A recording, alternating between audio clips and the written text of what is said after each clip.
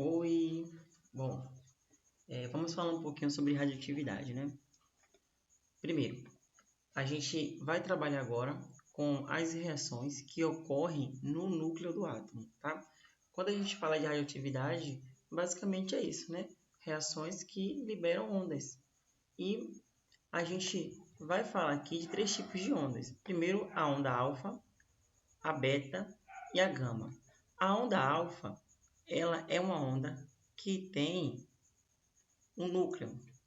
E por ter o núcleo, ela não vai conseguir atravessar o papel. Tá? Ela é barrada no papel. Já a radiação, né, ou onda beta, ela consegue penetrar aqui o papel, materiais finos, mas quando chega no alumínio de determinada espessura, ela vai ser barrada. Já a radiação gama, ela não tem nenhum tipo de massa, tá? É somente onda. Lembrando que a onda beta é formada por elétrons. Já a radiação gama não tem nenhum tipo de partícula. Ela é somente a radiação. Logo, vai conseguir penetrar muito mais do que a radiação alfa e a radiação beta. Então, focando nas radiações, né? Quando é que essas radiações são emitidas?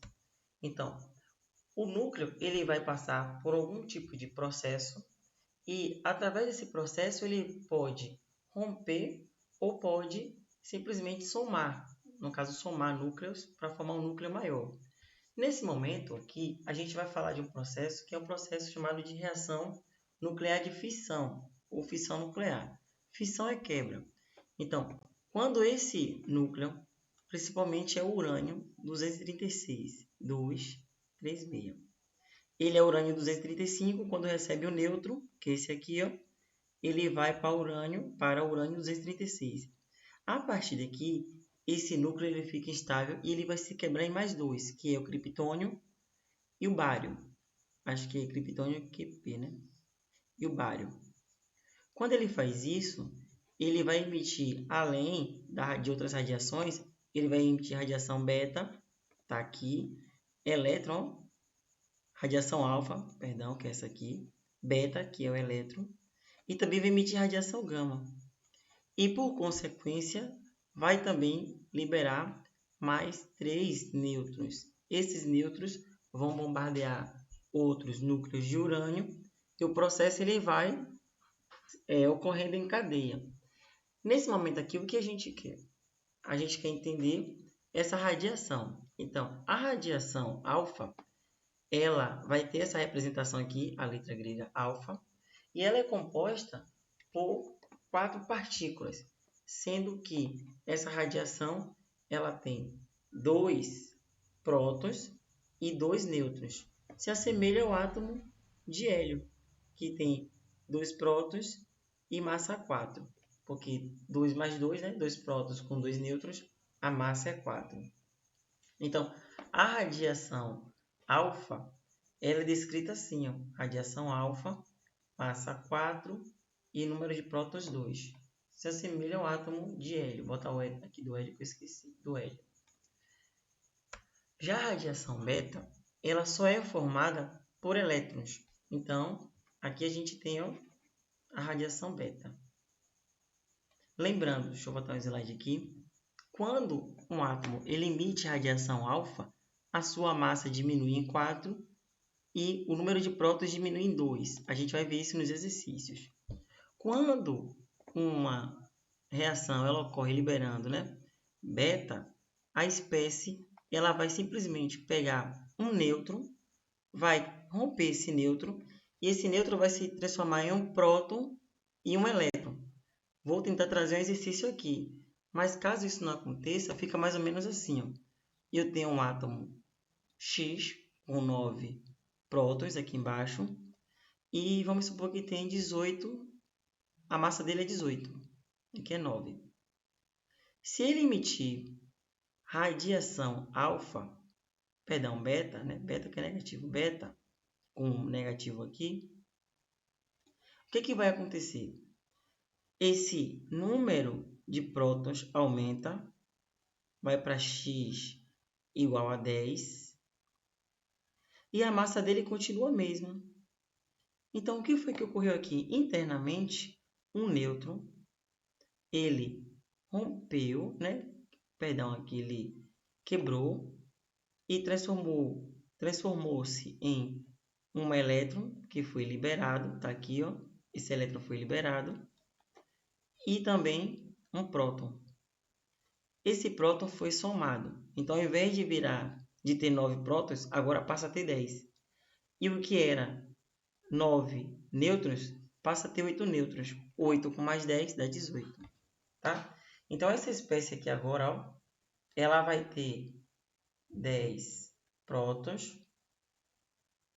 A letra tá feia, né? Mais 8 nêutrons. Vamos por partes. A radiação gama só é pacote de energia, porque não tem nenhum tipo de partícula. Então, quando a gente fala de radiação gama, só é energia. São essas ondas que a gente vai acostumar aqui a falar. Vamos por partes. Vamos resolver aqui um exercício, né? Lá eu falei de reação de fissão, de quebra. Outra reação que a gente tem é reação de fusão nuclear. A fusão nuclear é a junção de átomos que têm núcleos leves. Ocorre principalmente no Sol. Então, aqui a gente está vendo o hidrogênio. Por que eu sei que é o hidrogênio? Só tem carga mais uma aqui, é um próton. Aqui é o trítio, aqui é o hidrogênio deutério. Esse hidrogênio é de massa 3 e esse é de massa 2. Massa 2. Esses hidrogênios, quando se somam, eles vão dar origem a um novo núcleo, que é o núcleo de hélio. Então, o hélio ele é formado no Sol por meio de uma reação de fusão, que é junção. E nessa reação de fusão, eu vou ter 2 átomos de hidrogênio formando o átomo de hélio e liberando aqui um nêutron. Além disso, vai liberar muita energia, muita energia mesmo, porque a gente percebe isso, porque o Sol ele emana muita energia para a nossa superfície, né? Para a Terra. Aqui está a representação da reação da fissão nuclear. Olha só como ela ocorre. Aqui a gente tem um nêutron que vai atacar ou bombardear, né, um núcleo pesado. Esse núcleo se divide em criptônio e em bário. Vai liberar aqui 3 nêutrons. Esses nêutrons vão bombardear outros núcleos de urânio. E esse processo ocorre em cadeia. 9, 27 e por aí vai. Aumentando muito rapidamente. E liberando muita energia. Aqui já é a fissão, é a quebra. Primeiro foi a fusão, agora é a fissão, a quebra. Bom, vamos resolver aqui um exercício. Aqui diz o seguinte. O elemento radioativo tório, TH, pode substituir os combustíveis fósseis e baterias. Pequenas quantidades desse elemento seria suficiente para gerar grande quantidade de energia. A partícula liberada em seu decaimento poderia ser bloqueada utilizando-se uma caixa de aço inoxidável. A equação nuclear para o decaimento do tório é: decaimento é o seguinte, começa com uma quantidade de prótons e essa quantidade de prótons vai diminuindo. Se a gente observar bem aqui, ele começou com 90 e veio para 88, a quantidade de prótons. A massa saiu de 30 para 26. Por partes, a massa diminuiu em 4 e a quantidade de prótons diminuiu em 2.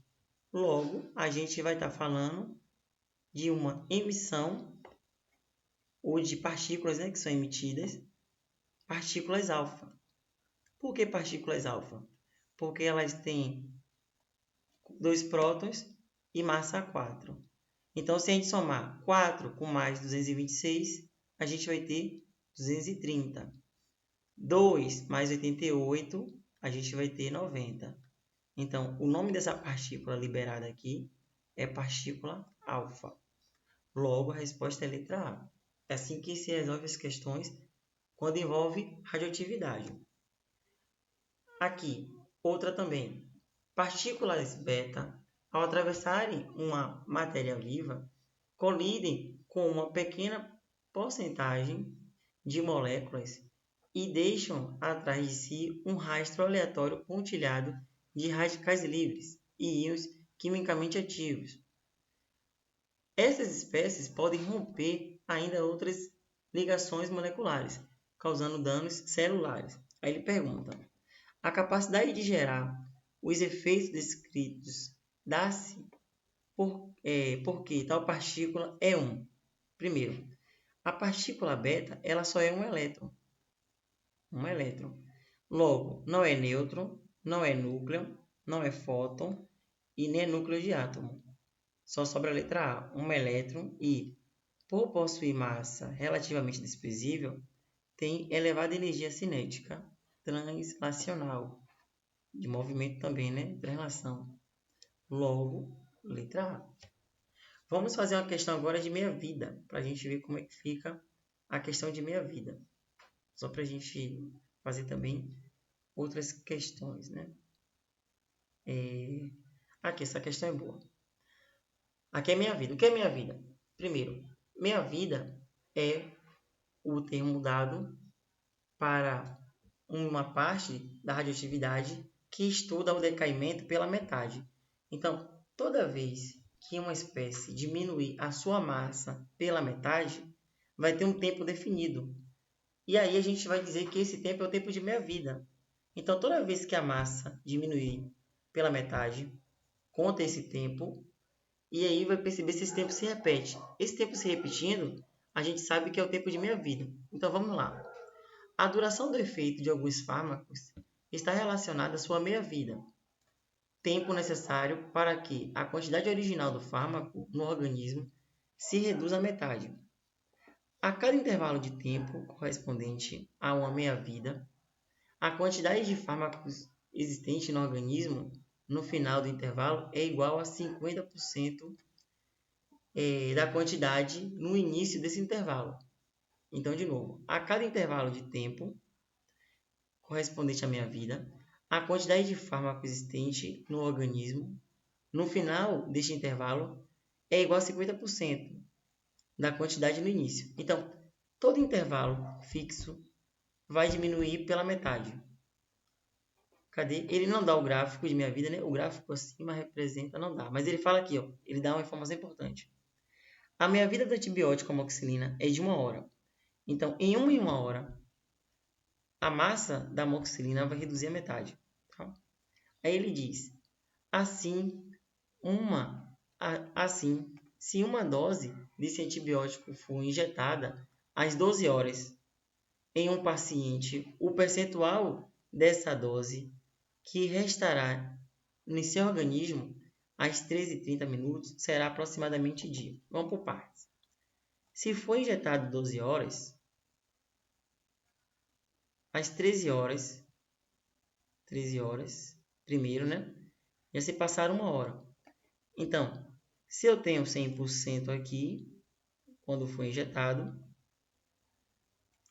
quando se passar 13 horas, eu já vou ter 50%. Já foi. Caiu pela metade. 50%. A letra tá feia que eu tô de mouse. Agora, de 1 hora até 14 horas, antes, né? Vamos falar antes. A gente esperaria cair mais 50%. Então, sairia de 50% para 25%. Se fosse 1 hora. Mas a questão está falando em 13 horas e 30 minutos. 30 minutos. Vou deixar só 30 aqui. Então, ao invés de cair 25, né, de 50 para 25, vai cair somente metade, porque a gente vai para aqui, ó.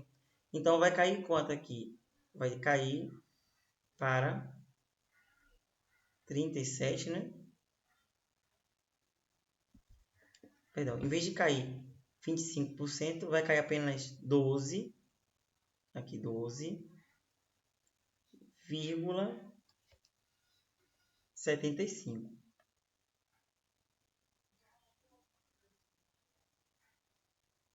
Pronto, vai decair isso aqui.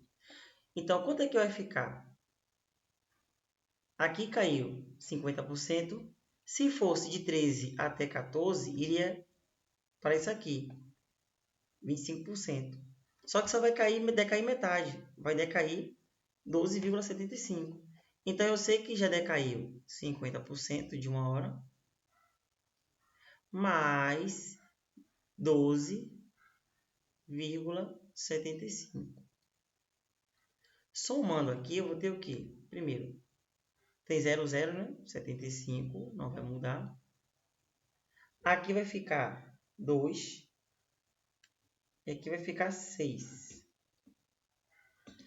Então, se a gente observar aqui, isso aqui vai ser próximo, ele pede aproximadamente, tá?